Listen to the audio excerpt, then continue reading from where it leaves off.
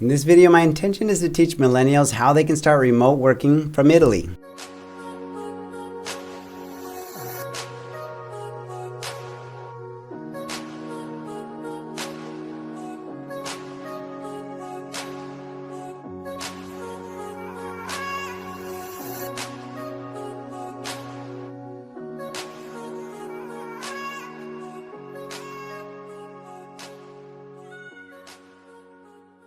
I'm going to teach you millennials out there how to take advantage of that part or full-time remote working program your company just started and start enjoying life on the Italian beaches. Though addressed to the millennials, anyone looking to remote work from Italy will appreciate and find this information useful. In an upcoming video, I'll be sharing how as a millennial you can use your current passive income streams to gain access to Italy, so make sure to subscribe to the channel so you don't miss out on that next video. Don't forget to hit the notification bell as well. Why the millennials? If you're wondering why I'm addressing this video to the millennials, well, it's because I too am a millennial. Yeah, there are a few time frames when talking about millennials, but each usually refers to a 15-year age gap that grew up during the transition to the information age. If being a millennial could be compared to a high school, I suppose I'd be considered a super senior. Still involved with the school, but most of the students wonder why I consider myself part of it. Jokes aside, everyone knows which sites hold their favorite memes or parodies about millennials, and you can definitely find both good and bad things about our generation, like any other generation. So most of you out there have probably already formed an opinion on us. What you might not know is that even though we were mocked for having weaker work ethic than our predecessors, we stand as the majority in the labor force of America. PewResearch.org pointed this out in their 2016 study, and back in 2019, Inc.com estimated that by 2020, we would make up 50%, growing to 75% of the American workforce in 2025. I imagine that could be a pattern the world over. As a millennial and someone who has lived in Italy for nearly 7 years, working remotely almost half of that time, it seems like a smart move to share my experience with the majority directly. First, what is remote working? Alright millennials, recent events have opened the eyes of the businesses across the globe to create opportunities for employees to work from home. With over 80% of homes in America with access to gigabit internet speeds, working from home becomes easier for many businesses. Perhaps you work in one of the many industries that has benefited from a remote working focus, and you're wondering why you're paying in excess of $3,000, $4,000, or sometimes $5,000 per month to rent your 3-bed, 2-bathroom apartment in Silicon Valley. As a freelancer or remote employee, as long as you have a strong internet connection in 2020, there's no reason why you can't go global in search of reduced rent and a life that is much less surrounded by the hustle of business. Creative and design services, web design and development, and blogging were previously held as the best ways to work and live anywhere you want. But in 2020, there are many more industries that are joining those ranks. Construction, accounting and financial services, publishing, online journalism, photography, legal services, e-commerce and sales, recruitment services, and even health and medical services all have remote working possibilities these days. So what does it take to remote work from Italy? I've been remote working and have loved the freedom I felt working from home.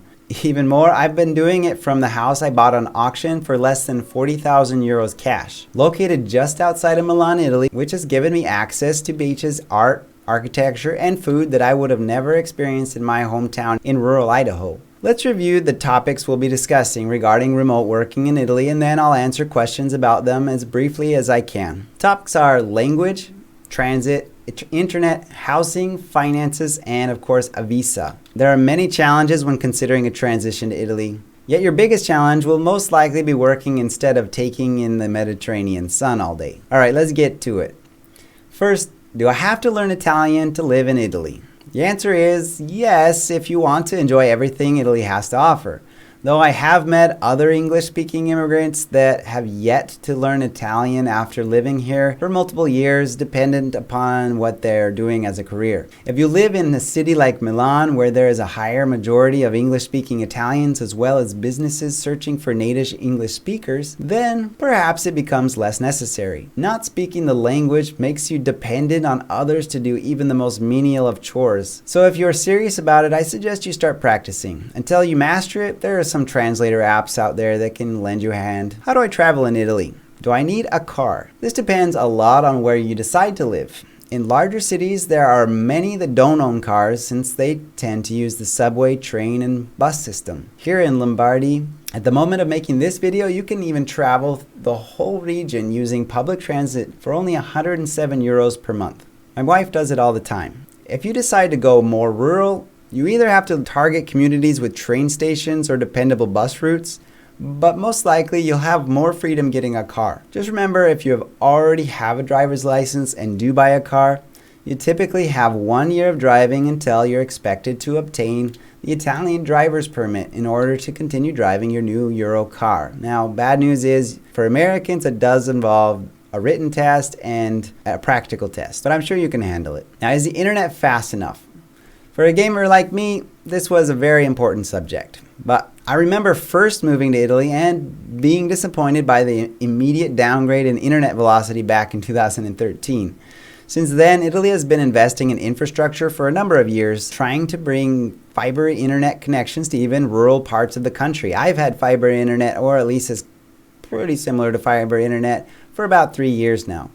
Since I have no idea what area of Italy most interests you, the best I can do is link you to a map in the description which shows the fiber and DSL network across Italy. It's in Italian, but if you press the green button and choose a place that is overlaid in green, you have a better potential of finding a fiber internet connection when you move here. Should I buy or rent? Are you considering making Italy a big part of your life? If so, you might consider making an Italian villa part of your real estate portfolio. First, check if your country allows you to invest, but Americans and most other countries can freely purchase any type of Italian real estate with little difficulty. If you don't know a lot about Italy, it might be a good idea to start out by renting so that you have some freedom to change your mind and move to a new location after your contract expires. Where should I look for a rental? Typically, residents speak with a real estate agent who will have a list of properties available in the area you're going to be searching in.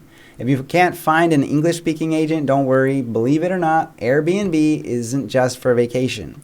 You can actually find long-term rentals on the site as well. I put some other links in the description that you can use to search for rentals, if that's what you're looking for. Just make sure you can agree on a long-term rental contract for at least a year, which the landlord will need to register with the tax agency.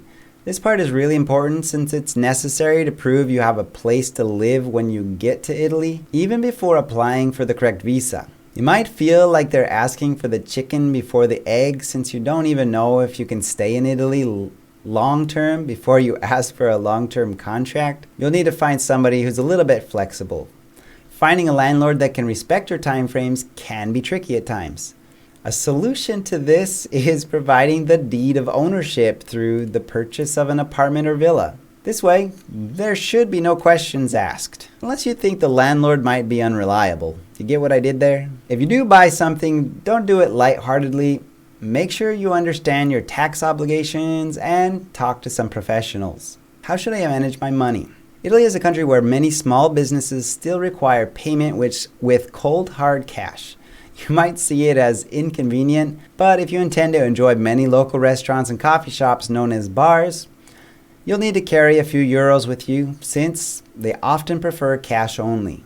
As inconvenient as it can seem, they have their reasons.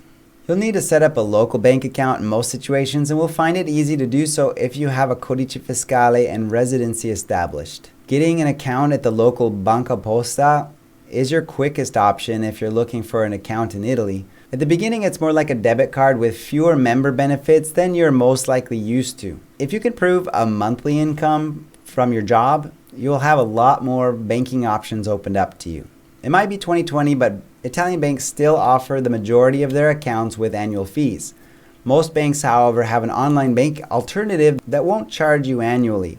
With any account in Italy, you will be assigned an IBAN or international bank account number that you can use to send and receive a bonifico or money transfer from others. If you were an account holder at ING Direct when it was in the US between 2000 and 2012 like I was, you might be pleasantly surprised to know it is alive and well here in Italy and not under the wing of Capital One. I personally have used their services, and as an added bonus, their debit card has 0 fees when you withdraw money from an ATM while traveling across Italy, perhaps even Europe, which is something I can't say for most of its competitors. If you're receiving money from out of Italy, you can use services like TransferWise to transfer easily in euros. TransferWise even allows you to hold money in your currency of preference while providing you a debit card for use across the globe. There are other options such as N26 and Moniz or Monese, which both provide debit cards for foreign purchases through their free plan. They also have tiered plans you might check out. Just research a bit and find what is right for your situation. Important to note that the euro to dollar ratio fluctuates, so have a good game plan on how to get the most value out of your foreign earned income. The dollar doesn't go as far as it once did. I've added some useful links in the description, some of which are referral links. I hope that's okay. What about income taxes? Italy has bilateral agreements with many foreign countries to avoid double taxation on income and capital. As a self-employed resident in Italy, you're required to pay taxes on worldwide income and even report assets held outside of Italy. Residency is based on whether you stay for more than 6 months in a 12-month period in most cases. If you don't claim residency in Italy, you're only liable for the portion of income earned from Italian sources. Taxes are a complicated subject, and it is best to contact a professional. I linked a few blogs below that could help you with some preliminary information to start asking questions. Before we jump into the last stretch for this video, please give it a big thumbs up so that this info can reach out to more millennials across the globe. Much appreciated. I'm not an expert of visas and I don't work in the field, but I have done some research and I hope that the next portion of this video provides useful information. I do invite you to comment in the video if you have questions about any of the information shared in this video. I typically respond quickly and I'm pretty sure to everyone. If someone has slipped by, it wasn't intentional. If you're one of those few, just let me know. Okay, let's move on. Which visa should I use to gain residency? This is the biggest challenge by far, so let's do our best to tackle it head on. Interestingly, the solution can be an easy one.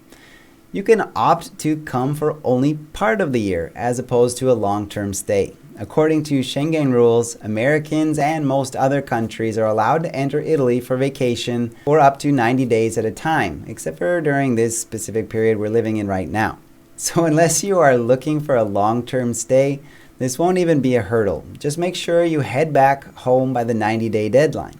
Technically, you're supposed to be on vacation, but if you happen to write a blog article or take some videos to add to your YouTube channel, no one will really know the difference. Just make sure to hit the beaches and enjoy your extended vacation. For those of you who would like to make living in Italy a more permanent experience, unless you have ancestors from Italy or can see yourself marrying an Italian in your future, you'll need to research other options. Luckily, there are a number of visas to choose from. I don't have a time to talk about them all in depth in this video, so I'll list them in the description so that you can start researching them on your own. I do want to mention the student visa and the elective residency visa. The former allows you to work for up to 20 hours per week, and the latter, which is a solution that retirees often use to retire and move to Italy. I will discuss it more in depth in an upcoming video. Make sure to subscribe and hit that notification bell so you're among the first to know about using your passive income to enter Italy as a resident. Since this video focuses on remote working and freelancing for millennials, I'll introduce what could be a viable option, though the amount of awarded visas are limited. There are a number of business-related visas available: the Italy Startup Visa, the Italy Entrepreneur Visa, the Italy Freelancer Visa, the Italy Corporate Worker Visa. I want to mention unofficially the elective residency visa, as previously mentioned, could serve as a viable option for those of you who truly remote work and don't earn money in Italy. You can't earn money from Italian sources using this visa, but income as a freelancer or employee of a foreign company isn't considered passive. And to do the application, you will need to provide real passive income sources in order to take advantage of this option, and can't include any freelance work you're doing anyway.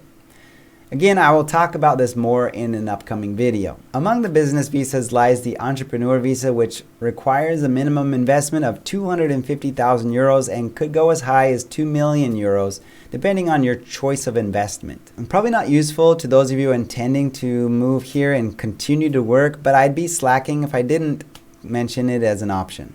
The startup visa was implemented at the end of 2012 as Italy signed the Italian Startup Act in an attempt to lure innovative minds to the country by providing incentives that benefit research and development and allow more freedom in the hiring of employees than is typical of other Italian business sectors. The freelance visa is your go-to visa for remote work if you're self-employed while residing in Italy, while the corporate worker visa provides a way to enter Italy when you've been hired by an existing company, except in the case where you're a CEO or a non-subordinate position. I'm going to focus on the freelancer visa for the rest of this video. Out of the 30,850 work visas issued in Italy in 2019, only 2,400 were self-employment visas. But it doesn't mean you shouldn't try if that's your heart's desire.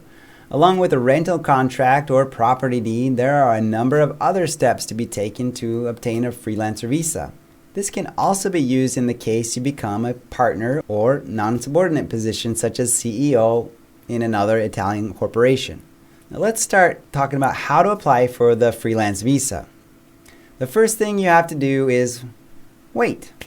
Well, that's only if the Decreto Flussi isn't open. This is the period in which they accept applications. It's not open all year. Second, you will hire a third party like an immigration consultancy agency to submit the nulla osta application for you at an immigration desk since it must be done in Italy. You could try to plan a vacation and time this submission yourself, but it would most likely cost you more money than hiring a professional, not to mention the major learning curve as well as potential mistakes made. Third, if you're awarded the nulla osta, you must register your business with the Italian business registrar, the company's house, and the tax registrar. Another reason to have a third party on your side. These steps must be done before you attempt to apply for a visa since you need to provide the original nulla osta document showing your approval to set up shop in Italy. Now that the pre-stages are done, it is time to take things into your own hands and apply for the visa. So step 4 is to book an appointment at your local Italian consulate, wherever that might be. Step 5 is to collect all your personal documents that you can find listed on the website listed in the description below. Step 6 is to fill out the application and then to submit it in person at this consulate. Step 7, to pay the fee, which is 116 euros for most visas.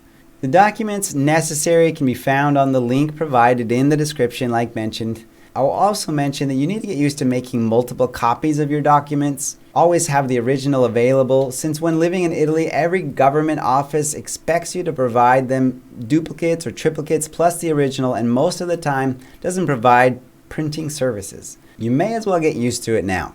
A last bit of info you should know is that you're expected to provide proof of sufficient funds, being that of about 8,400 euros for the exemption from healthcare contributions, and a letter from the Chamber of Commerce in the area you'll be working with that expresses you have a minimum of another 5,000 euros. If you aren't watching this video at the time of its release, expect a possibility that these numbers may have changed.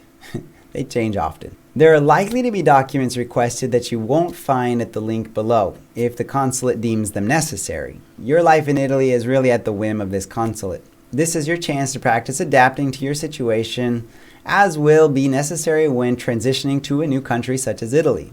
It can be one of the most amazing experiences as long as you approach it with the desire to learn while keeping your mind open.